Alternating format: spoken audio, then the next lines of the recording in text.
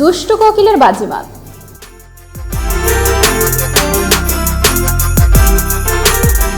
তুফান সিনেমার দুষ্টু কোকিল গানটি সিনেমা মুক্তির বেশ কদিন পর ইউটিউবে প্রকাশ পেয়েছে।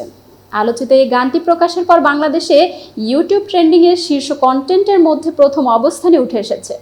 সংবাদ মাধ্যম অনুযায়ী বাংলাদেশের ট্রেন্ডিংয়ের শীর্ষ স্থানে থাকা দুষ্টু কোকিল গান ওটিটি প্ল্যাটফর্ম চরকির ইউটিউবে মুক্তি পায় ২০ জুন সন্ধ্যায়। ২ দিনের কম সময়ে গানটি দেখা হয়েছে ৫৬ লাখের বেশি। সেই সঙ্গে গানটিতে মন্তব্য এসেছে প্রায় ১০,০০০-এরও বেশি। এর আগে ট্রেলারে অল্প কিছু অংশতেই বাজিমাত করে দুষ্টু কোকিল। পুরো গানটি রিলিজে দর্শক উন্মাদনা তুঙ্গে। মোটামুটি অনুমেয় ছিল যে গানটি মুক্তির সঙ্গে সঙ্গেই ট্রেন্ডিংয়ে চলে আসবে। হলোও তাই। দুষ্টু কোকিলের জনপ্রিয়তা নিয়ে কণা বলেন, গানের ভিউ দিয়ে কখনোই ভালো গান মন্দ গান বিচার করা যায় না।